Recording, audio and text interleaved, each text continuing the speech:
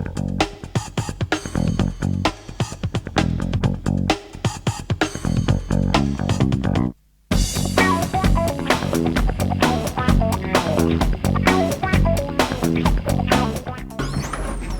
I'm Emily Newton-Dunn. We're here at Criterion Games in Guildford to find out how AirBlade was made.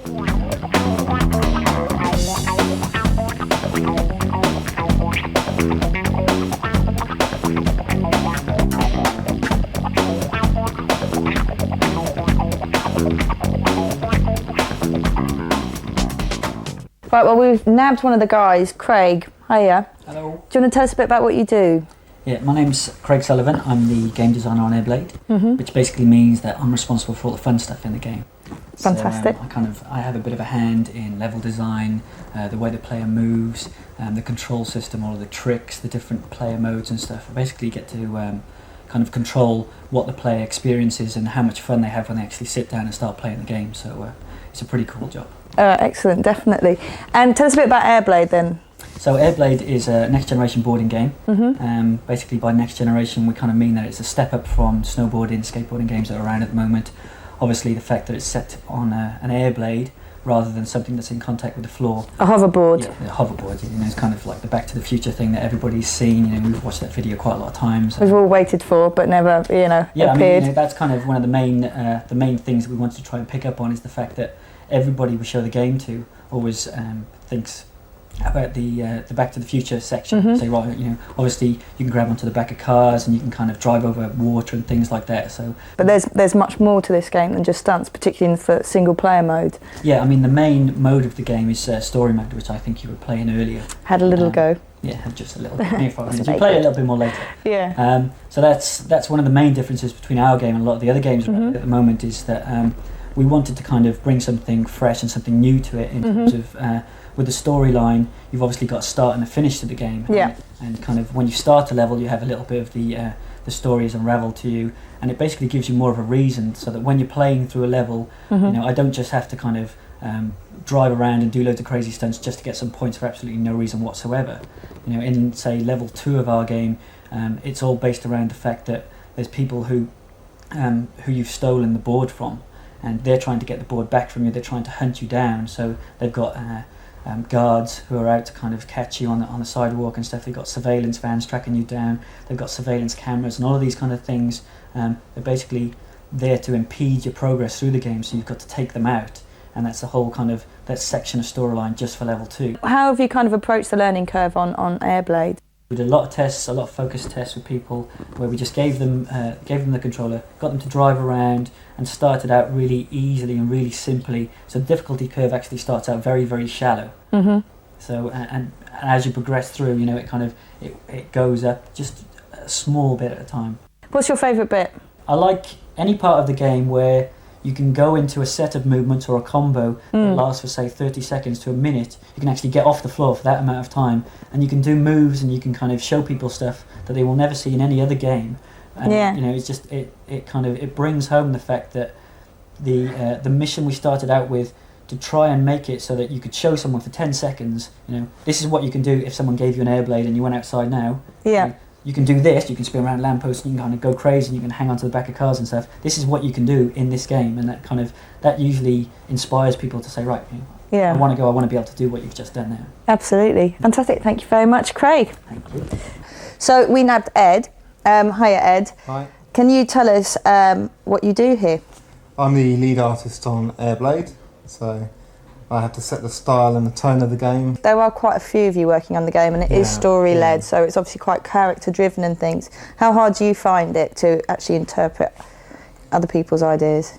I think one of the things you have to do is to set the style fairly early on, and then when people can see that the style's, you know, a certain way, then they kind of buy into it. And so what we did was we concentrated on getting one level up and, you know, and together, so that we could really say, well, that is what the game is. That's what it's all about. And once you've got that, everyone can buy into that from, you know, all their different directions in terms of, you know, the programming, in terms of the art, and in terms of the game design. I was just thinking it must be quite complex because the game is played over so many levels, and you know, you really do. You can sort of jump from one pole, do a spin, and jump to the next pole. How did you kind of work out all the different routes that could be taken? Yeah, well, one of the things we wanted to put into the game was a kind of skill base over height. So you can kind of ride around on the ground and just do low grinds and all that kind of thing. That's all there. But then the more skillful you get, you'll find that there's more kind of routes through the city and the higher levels until you get onto like telephone cables and things that run around the level, you know, grinding along the edge of canopies and swinging across lampposts and all that kind of thing. So there's multiple levels, and the more skillful you are, the longer you can stay in the air, basically. Absolutely. So basically, if you can see something with an edge, grind it. Yeah. Fantastic. Yeah. We You like see that. a pole, grab it, spin around it. Yeah. If there's anything you think you may be able to smash through it, have a go, because you'll be able to. Yeah. Brilliant. You can't smash into any windows then instead of... Yeah, there's windows in buildings that you can smash through to. Oh, disturb people in their baths then. That kind of thing. Right, well, I grabbed Pete from Busy out there. So Pete, tell us who you are and what you do here. Okay, I'm Pete Lake. I'm an artist working at Criterion Games, working on AirBlade. Currently in charge of the cutscenes, the character development, as well as the in-game animation. Fantastic. Now, there are loads of pictures on the walls of Ethan and Kat. Do you want to take us through how you actually did develop Ethan as a character? Yeah, Ethan started off, all the characters started off as quite this Japanese manga-influenced game. When the publishers and that got involved, we decided to stop and look at the project as far as making it a bit more realistic. People can approach something that's a lot more realistic. They can identify with it a lot more. And then there's Kat as well, because she's very different there than she is there. She is indeed. Kat's the sidekick character in the game. She started out as a kind of a warrior with Ethan. She worked through a lot of phases where she's a computer hacker, and she still is a computer hacker, so she's got the glasses. She looks slightly nerdy, but still she's cool enough to be street. You've got your characters, you've got your design, you know you're working off an AirBlade. How do you actually go about and capture all the tricks and stuff like that? Yeah, we've used motion capture to get because we're going with a game that's very realistic. Motion capture is a way of capturing real life movement inside the computer. You get a person who wears like a lycra suit covered in little ping pong balls, and then they work in an environment with lots of cameras that then capture the exact position of all these things, and we can make a little stick man that moves exactly the same.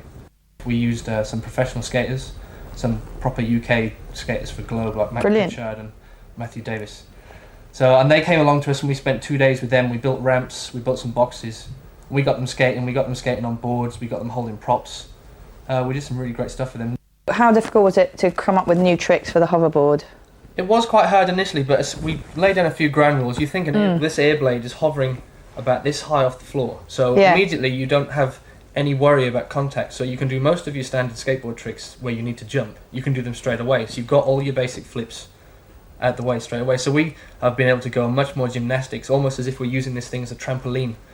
Brilliant. You can bounce it because it's on a cushion of air. So we're doing big flips, big tricks, and because you can go faster and higher, you can throw in snowboarding moves. You can throw in just crazy stuff. You three are programmers on AirBlade. Can you introduce yourselves and actually tell us what you do? My name's Sean Turner. I'm the lead programmer. I've worked mainly on the animation of the characters in the game. I've also worked on some of the other animation parts of the game, like the real-time cutscenes, and I've worked with Paul here on the handling as well. And I basically wrote the physics engine in there, a few bits and bobs. Apart from that, I did the game types, the story mode, and the training, but pretty much my whole thing was making the world believable in there. My name is Steve. So I've been working on the sort of the game engine, which is kind of the low-level glue which will ties everything else together. There's all the other programming services sit on top of. So we're integrating in the renderware graphics engine into the game and making sure we're using it in a fairly efficient way. Just go back to you, Paul. I mean, the physics engine must have been one of the hardest things to actually get right. Absolutely.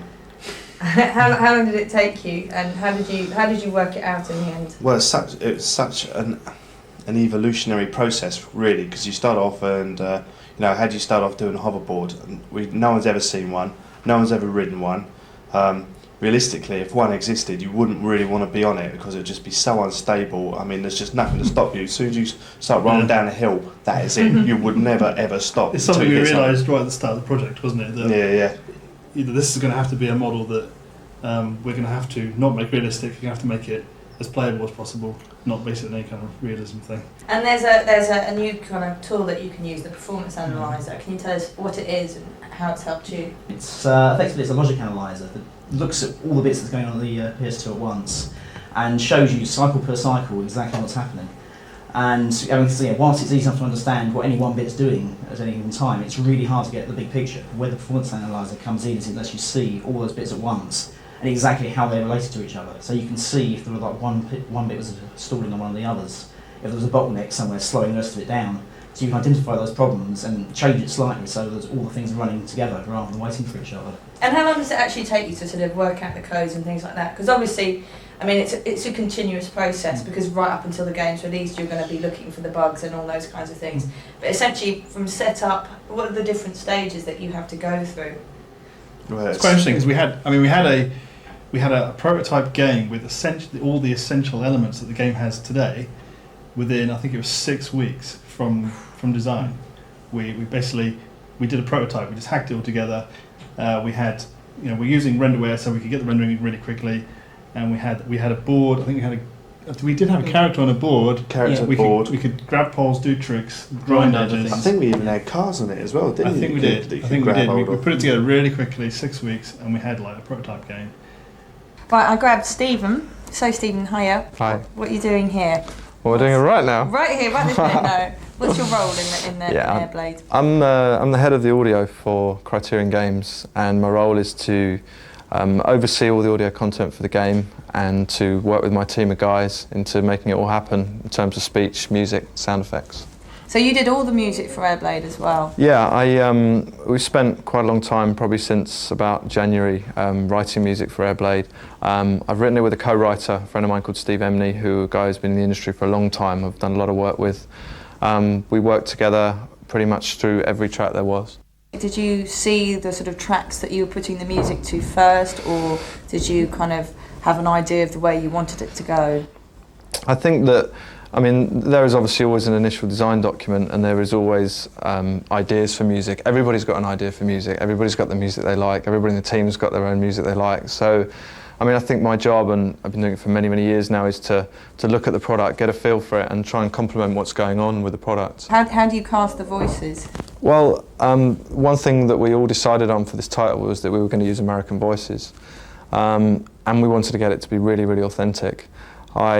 We did some auditions, we did some castings last week on Monday and Tuesday evening, and because this was being done over in the West Coast, we're already at an 8 hours difference, so we're doing that from here in the evenings. We did it on a conference call phone. There's myself, Ben Minto is my head sound designer, and he's put a lot of work in with the sound design ideas and the voice ideas, and working with Pete Lake on what the cutscenes are actually going to be and how the characters are actually going to speak and interact. My name's Paul Glancy. I'm the creative manager on the game, and I work with the game designer to make sure he doesn't go crazy and do all his own stuff that isn't going to make the game work, but fortunately he doesn't. I'm Reddy, I'm the producer, and I basically run around and organise everybody so everything gets done on time. Tell us about how the game has actually been put together, because there's lots of teams working together. So how do you bring them all in? It's pretty easy actually. That's the easiest way to do it, is to divide everybody up into smaller groups, because then once people know where they're responsible for and they know the areas that they're responsible for, they tend to respond a lot better to ideas that are going around, because they know they have the right to be able to say, no, that doesn't fall within our, that's not how we want to do things. So basically having the world builders, that means the world builders can go away and build the world without having to be concerned about what's going on in the character side. And Paul, you have a kind of creative overview. Yeah, I think my role is generally, it's almost like I'm the layman on the team, because my past is in journalism, doing reviews and stuff like that, and also working at a games publisher. And so my role on the team is to sort of, spot what would be commercial, what wouldn't, what players will like and what they don't. So that kind of runs into art, gameplay, even audio. So where did the name AirBlade come along from? Well, the game was originally called Stunt Squad, but the game was quite a little bit different then. You know, we had Very cartoony. yeah, it was kind of cartoony. It was a bit younger, and Stunt Squad does sound a bit sort of 70s cartoon series. We decided for AirBlade when the game had evolved a little bit, so that it looked a bit older, a bit more realistic, and basically AirBlade just sounds a lot cooler. So that was your sneaky peek at the making of AirBlade. Hope you enjoyed it. Now stop watching this, get out there and play it. Front side, moving on, uptown, downtown, kick it. Back side, front side.